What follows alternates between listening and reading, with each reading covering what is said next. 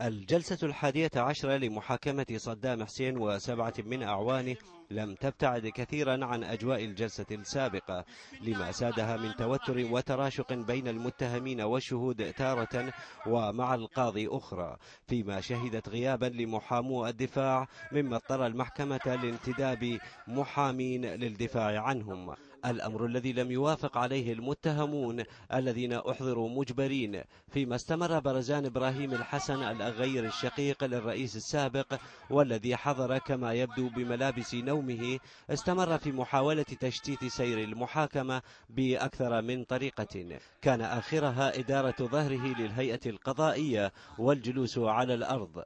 وأبدى الرئيس السابق صدام حسين اعتراضه على المحاكمة التي اتهمها بغمط حقوقه القانونية.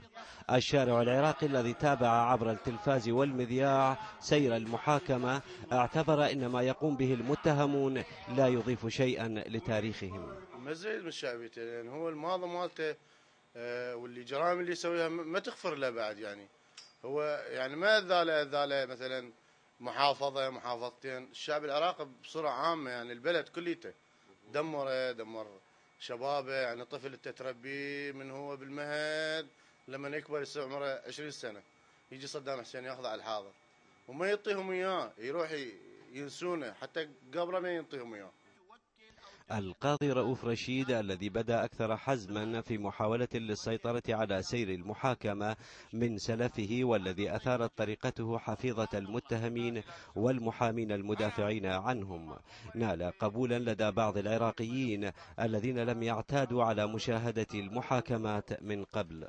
بنوع من الحزم، بنوع من الجد، لكن أيضا عنده تراخي، يعني تراخي من خلال أنه يفسح له مجال أن يتكلم بحريته. الادعاء العام يعني أنا أوجه لهم كلام من خلالكم، يعني أقول لهم كونوا أكثر حزما. سير المحاكمات كانت له قراءات متعددة في الشارع العراقي على المستويين الشعبي والنخب السياسية، حيث طالب بعض السياسيين العراقيين بالتروي وانتظار النتائج، فيما اعتقد آخرون أن هذه المحاكمة سادها الكثير من التخبط. يجب أن نتروى في رؤيتنا وأن نمهل المحكمة الوقت الكافي لنثبت للعالم أننا العراقيون صبورون. فهناك تخبط في الأداء، هناك تخبط في يعني أقوال الشهود، وهناك سير غير مرضي، وحقيقة لا يليق بالعراقيين أن يتابعون هذا الحدث الذي أصبح حدث مزري.